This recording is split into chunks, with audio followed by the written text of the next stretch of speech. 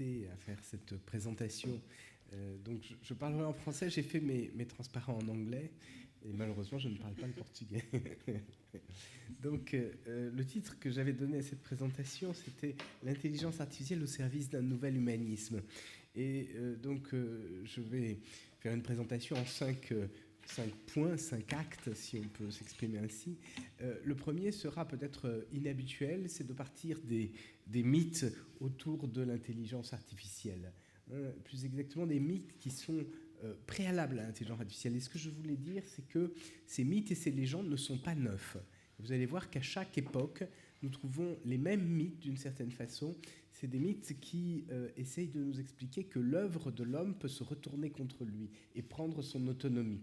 Et pourquoi est-ce qu'elle peut prendre son autonomie? Parce que l'homme, étant en mesure de réaliser quelque chose de nouveau, d'autonome, va essayer d'égaler un peu la situation du Seigneur, de Dieu. Donc ici, j'en ai cité quelques-uns, nous aurions pu en citer d'autres. Dans l'Antiquité, par exemple, le mythe de Galatée, vous savez que c'est cette statue faite par Pygmalion, dont Pygmalion est tombé amoureux. Alors, ensuite, on peut faire un grand saut avec le golem de Prague, et qui est une statue d'argile, vous la voyez ici, d'ailleurs qui n'est pas très belle. Le terme golem est déjà présent dans la Bible, mais il désigne simplement quelque chose de mal formé. Mais le golem de Prague, c'est une statue, quand on lui passe un message derrière les dents, elle s'anime. Il y a tout un tas de légendes autour du golem de Prague, et en particulier, il y a une légende que je trouve particulièrement intéressante, c'est que le golem de Prague a sur son front écrit « Emet » en hébreu, qui veut dire « vérité », et l'une des premières choses qu'il fait, c'est d'enlever la première lettre, et ça donne « met » qui veut dire « mort ». C'est l'ambivalence de cette statue d'argile. Et puis on peut aller au 19e avec, par exemple, les Andréides. Vous savez que c'est Villiers de l'Isle-Adam, un auteur, qui a écrit un roman dans lequel il y a une statue qui est une image de femme, qui est parfaite, plus parfaite que toutes les femmes, parce qu'en particulier, elle ne ment jamais, contrairement. Et puis, je voudrais ensuite parler d'un autre mythe qui naît au XXe siècle et qui est encore présent aujourd'hui, c'est le mythe du robot. Vous savez que c'est une statue qui s'anime, qui va qu'aux occupations quotidiennes. Le terme robot vient du radical rob, qui veut dire esclave.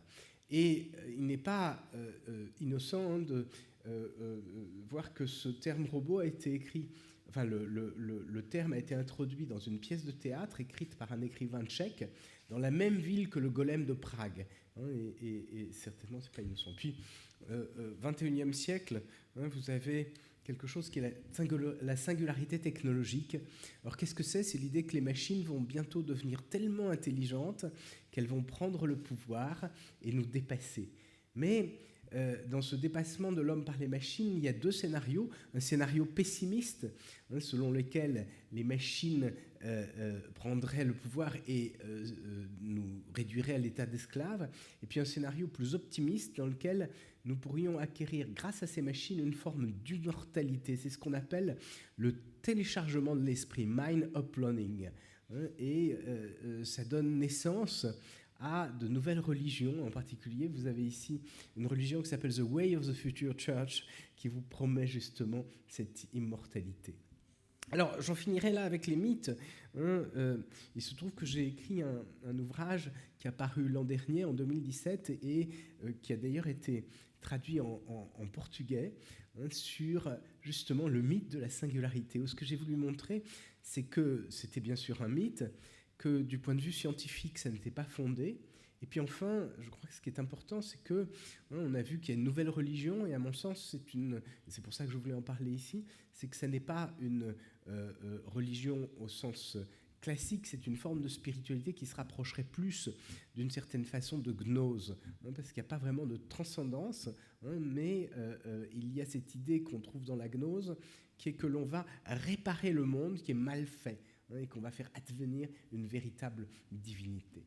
Alors ça, c'est tous de l'ordre des mythes et des légendes, mais maintenant, je voudrais vous parler d'une deuxième chose, qui est de l'intelligence artificielle. de la réalité de l'intelligence artificielle. Et je crois qu'il faut opposer à ces légendes ce que c'est. L'intelligence artificielle, c'est d'abord une discipline scientifique. Alors pour résumer ce que c'est, parce que je n'ai pas beaucoup de temps dans cet exposé, je voudrais vous donner ici une petite plaque qui a été apposée sur un bâtiment à Dartmouth College. Dartmouth College, c'est une petite université américaine, et il s'est tenu en l'été 1956 une conférence, et c'est là que le terme intelligence artificielle a été employé la première fois. Et ici, donc, on vous donne les noms des gens qui ont organisé cette école d'été. Ils étaient 4. John McCarthy, Marvin Minsky, Nathaniel Rochester, qui était le directeur scientifique d'IBM, et puis le très grand Claude Shannon, qui était l'homme de la théorie de l'information. Ces 4 personnes, il faut savoir qu'ils étaient assez jeunes. John McCarthy et Marvin Minsky avaient 28 ans à l'époque. C'était des jeunes gens. Mais je crois que ce qui est important, c'est ce que vous voyez ici, en bas. Les principes de l'intelligence artificielle, c'est de se fonder sur une conjecture. Et c'est important, une conjecture, c'est une proposition qui n'a jamais été démentie, mais que l'on n'a pas encore démontrée. Et cette conjecture dessine un horizon.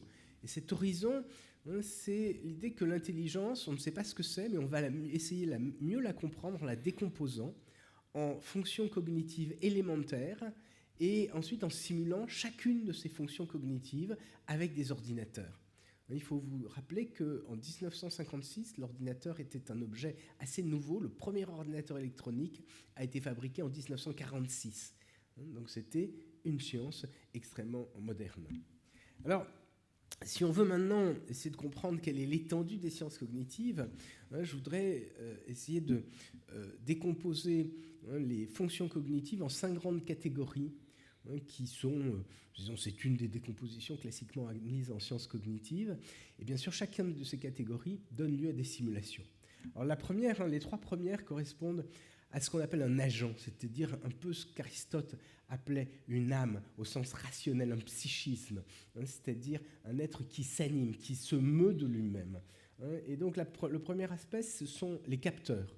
Une âme, par exemple, nous avons des yeux et des oreilles, et un robot, il peut avoir des capteurs aussi. Et à partir de ces capteurs, on acquiert de l'information, et ensuite il faut interpréter cette information. Ça, c'est la première chose, c'est ce que les psychologues appellent la perception. Ça donne lieu à énormément de travaux en intelligence artificielle, la vision, la reconnaissance de la parole, etc.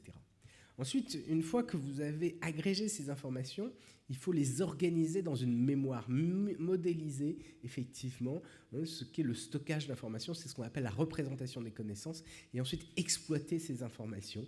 C'est l'apprentissage machine, c'est le deuxième pan qui fait l'objet de beaucoup de travaux en intelligence artificielle. Le troisième, c'est le raisonnement, la pensée.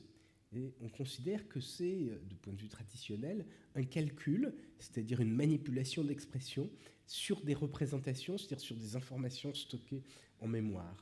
Et puis, le quatrième aspect, c'est la mise en œuvre des décisions qui sont prises dans le monde extérieur, c'est les capacités exécutives. Et puis à ça, je voudrais ajouter autre chose, c'est le fait que ces 4 premiers points correspondent à un agent virtuel, un agent dans le monde, la 4e catégorie, et puis ensuite les agents échangent entre eux, et ce sont les fonctions expressives, le fait de parler, de comprendre, etc. Tout ça, vous voyez, ça couvre ce qu'est l'intelligence artificielle, donc une discipline qui, pendant ces 60 dernières années, puisqu'elle est en 56, 63 dernières années, 62, a transformé le monde. Et c'est le troisième point. Je voudrais insister sur le fait que l'intelligence artificielle est une discipline qui a changé le monde, et c'est la discipline, d'une certaine façon, qui a le plus changé le monde dans ces 60 dernières années. Ici, je voudrais commencer par le premier point, qui fait que les gens ne s'en rendent pas compte, mais nous sommes un peu comme Monsieur Jourdain, vous savez, c'était dans Le Bourgeois gentilhomme, la pièce de Molière, il découvre avec son maître qu'il fait de la prose sans le savoir. Et bien, nous faisons tous de l'intelligence artificielle sans le savoir. Et un exemple, c'est que le web Le web, c'est le couplage des réseaux de télécommunications, de l'Internet, avec un modèle de mémoire qui s'appelle l'hypertexte, qui a été conçu en 1965 et programmé avec des techniques d'intelligence artificielle. Et la plupart d'entre nous utilisons le web, nous faisons donc de l'intelligence artificielle, sans le savoir. Puis ensuite, je vais continuer, les robots, ou les bots, les robots virtuels, les chatbots, par exemple, les robots bavards, c'est de l'intelligence artificielle. Les systèmes qui font des jeux automatiquement, le jeu de Go, d'échecs, c'est de l'intelligence artificielle. Les véhicules autonomes, dont on ne sait pas s'ils vont envahir nos villes d'ici les prochaines années, mais enfin dont on parle beaucoup, c'est de l'intelligence artificielle. Ce sont des robots, en fait, avec des capteurs et des actionnaires. La biométrie, reconnaissance d'empreintes digitales, c'est de l'intelligence artificielle, ou la reconnaissance des visages, c'est de l'intelligence artificielle. La reconnaissance de la parole, ce que vous avez sur vos téléphones portables, c'est de l'intelligence artificielle, avec le logiciel Siri par exemple. La compréhension du langage naturel, c'est de l'intelligence artificielle. La vision artificielle, c'est de la perception, c'est ce que j'ai dit, c'est de l'intelligence artificielle. Vous voyez donc que l'intelligence artificielle est extrêmement présente. Et puis je voudrais terminer par un petit point dont on n'a pas conscience, c'est que l'intelligence artificielle est à l'origine d'une révolution scientifique, de ce qu'on appelle une rupture épistémologique silencieuse.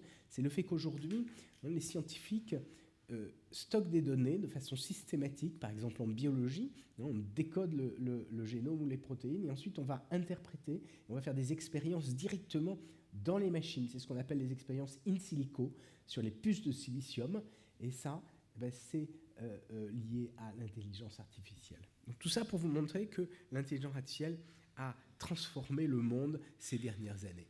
Et pour reprendre cette transformation du monde, dans un sens, je crois, qui est plus en prise avec la conférence qui est celle-ci, je voudrais dire que ces transformations, elles conduisent, entre autres, à ce qu'on appelle une réingénierie. Vous savez ce que c'est que réingénierie? On prend un objet, et puis à partir de ça, on essaye de voir comment il a été conçu, et on va le reconcevoir de nouveau, de l'extérieur. Mais c'est un peu ce qui se produit aujourd'hui. Vous avez des objets tout à fait courants, et le fait qu'il y ait du numérique fait qu'ils sont transformés. De l'extérieur, vous avez l'impression que c'est la même chose, et en réalité, c'est différent. Vous voyez, par exemple, cette montre. C'est une montre, vous avez l'impression que c'est une montre, on a l'impression qu'il y a des aiguilles. Et bien, en fait, c'est pas tout à fait la même chose, parce que les aiguilles sont des fausses aiguilles, ce sont des aiguilles virtuelles, et puis ça a beaucoup d'autres fonctions. Vous pouvez lire vos mails, vous pouvez envoyer des courriels, vous pouvez parler. Donc c'est toujours une montre, mais c'est une montre différente. C'est une réingénierie de la montre. Alors, on va prendre d'autres objets, les lunettes. Les lunettes, bientôt vous allez avoir des lunettes à réalité virtuelle. On pourra projeter des éléments d'information sur les lunettes. Par exemple, avec la reconnaissance faciale, on sera capable d'avoir une caméra et elle sera capable de vous dire quel est le nom des personnes que vous croisez. Ça c'est de l'intelligence artificielle. Vous voyez que c'est une transformation. Les lunettes vous permettront de voir mieux, de voir plus, d'augmenter votre réalité. Les vélos, vous voyez, dans les villes, vous avez de plus en plus de vélos en libre accès avec des petits moteurs électriques. Ça, c'est pas vraiment de l'intelligence artificielle, mais avec des GPS. Et puis aussi avec le fait que vous allez pouvoir les connecter, les retrouver de n'importe où, les systèmes de vélos libre-service. C'est entre autres lié au numérique et à l'intelligence artificielle. Les chaussures, vous pouvez avoir des capteurs, et elles vont pouvoir vous donner plein d'informations.